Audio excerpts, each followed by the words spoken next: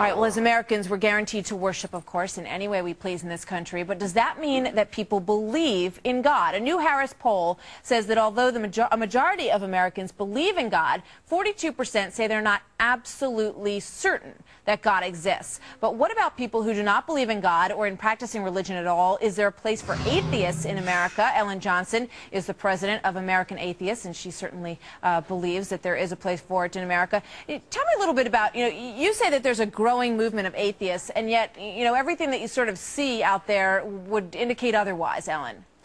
Well, no, this Harris survey echoes everything the other surveys prior to that have been saying and showing us, and that is that the American people are becoming more secular, that almost 50% of the American people are feeling alienated by organized religions, that the number of Americans who are non-believers is increasing. It has doubled over the last 10 years, and these results are echoed year after year. Barna does their survey every year. The ARIS survey is every 10 years, and I think that this is something in this election year that the politicians should take notice of. Why do you think it is? I'm looking at some quotes by Barack Obama, and also Harold Ford has been very outspoken. Harold Ford said, "I can't help it. I love Jesus," as he's been out on the campaign trail. He's talked a lot about his faith. Barack Obama always talks a lot about his faith, and he's saying, that we need to reach out to people and not hide our faith. So why would politicians, beside the fact, putting cynicism aside here for a moment, why would they be doing this if it wasn't in their hearts and they didn't feel that that's where people were right now and that was how to reach them? Well, because that's what they know. That's all they know. In fact, they're out there wooing the snowmobile owners voting bloc. They're out there wooing all different kinds of groups, but not us, and they should. And so there is a political action committee called the Godless Americans Political Action Committee that is encouraging non-believers to vote their atheism first. How do you do that? Who do you vote for? Who's representing you? Who do you think speaks to you as the president of the atheist group? Well, I can't say that because I am president of a nonprofit organization. I cannot go there and talk and endorse any politicians. All right, well, let me ask you this. Is there a candidate? Are there people that you feel, speak to you? Because and I don't understand also why, what you want to do with that political power. What do you want to achieve? Yes, we want the politicians to start listening to us. What the politicians do is they pander to the religious, and therefore they do all kinds of things in the area of public policy, like enacting legislation like the faith-based initiatives and things like that, and the Religious Land Use and Institutionalized Persons Act and the Public Expression of Religion Act. All those kinds of pieces of legislation that give special rights and privileges and tax exemptions to the religious in violation of our Constitution. All right, Ellen, hold on. I know these guys want to get into this conversation, so I'm going to open it up to them. So you stay right where you are if you would. So what about religion and politics? It is, of course, campaign season. You see a lot of politicians out there wearing religion on their sleeve. And, let's talk about it a little bit. I saw you shaking your head, Sammy, as she was talking. What's on your mind? Well, I don't think you can poll 2,000 people and say that the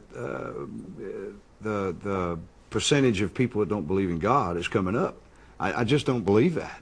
It's like me walking out on the street and asking 10 people a question and then go by that and say, hey, you know what, all of America, this is where we're headed. What's the sense that you get as you travel around the country playing? How has it changed over the past few years? Because I feel like a lot's changed since September 11th. It has changed, but you know what? I think it's people that are changing it, not God. God's given us a chance to straighten everything up that's going on. We all have choices. There was this claim, I'm sorry, Sam, but there was this claim after 9/11 that there was a spiritual revival in America, but the Barna study is specific. It says there is no such revival. In fact, the Christians in America are losing 10% of their adherents every year, and if that trend continues by the year 2042, for the first time in our history, non-Christians will outnumber Christians. I don't see it. I go all over the country playing music, South. and I'm a country entertainer, and that's the basis of country music. And God is the biggest thing in our life. God is in my head, my heart, and my soul. And it's interesting to me, Sammy, following up on your point, regardless of what the statistics may be, the more important point to me is that faith has been, and spirituality has been, the foundation of my life and my family's life. And I'm very sorry for those people who don't have that sense of faith and religion. So I think it's really very, very sad. I think what concerns me is the way I've seen, people want to debate the issue of religion and faith. That's their right under this country. But God is not a Democrat or Republican. No. Yeah. And I am really very much offended when I see religion used to exploit the fears and prejudices of people. And that concerns me profoundly. Ellen, how do you feel, Ellen, when you hear people say that, you know, that they feel sorry for you or for your cause? How do you feel about that? I think that's what's turning off a lot of people from religion. It's comments like that. We're not somebody you should feel sorry for. We're a very decent part of the American population, and the numbers are increasing. Barna Research puts the non-religious Americans at like 58 million Americans. But you know, there was one really interesting thing in one of the polls that I read that was done, I think, by Baylor University. They said they asked everybody, you know, whether or not they were religious, and then farther down in the survey, they asked people where they worshipped, and 1 in 10 of those people put down an answer for where they worship. And I also think, you know, whether you say absolutely certain, are you absolutely certain that there's a God? I think there are so many people who have faith in this country who've had moments in their life when they wonder. Of course, you know, it's the greatest question of most people's lives. So that's why I think that some of these surveys may be a little bit of a not a great reflection. The Catholic Church has lost 9.5 million adherents. There are more non-religious Americans than there are Lutherans. I don't know. I have a hard time getting a seat in my Catholic church on Sunday. Next time y'all take a poll, call me. Okay. I'd like to be counted. Martha, a lot of the people in the poll said identified themselves either as Christian or Jewish or Muslim, right, and then still wouldn't say absolutely certain. It's all about semantics, don't you think? That, I mean, on any given day. But I got to. Can I add myself to the poll? Please do. I'm in that 1% that believes there is a God and she is a woman. Have you always believed this? Yes, your whole life, since you were a little girl? I was a little girl. Yes. And there's nothing wrong with she's that. wonderful.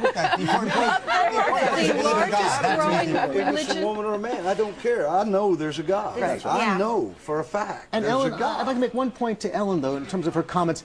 I'm not challenging or questioning her sense of decency or sense of morality. I'm just suggesting that I don't believe those of us who believe in faith and believe in religion also should be challenged for that reason as well. Let's get the college students' thoughts on this, Sarah. Yes, I've been waiting. You know what? This is what it boils down to me. We all have our own personal beliefs, and I do think that the majority of the United States of America believes in God. I think that the majority of the world believes in God, whether we want to call him God, Allah, or whatever. We all believe that there is a higher being. But this country was founded on the separation of church and state. And you know what? If we can go out there and we can say, I believe in this, and you can promote and campaign, you know, these are my religious beliefs, but you shouldn't be voting strictly on that. All right. Interesting discussion. Thank you. And thank you, Ellen. We appreciate your being here today. Thank you very much, Ellen Johnson.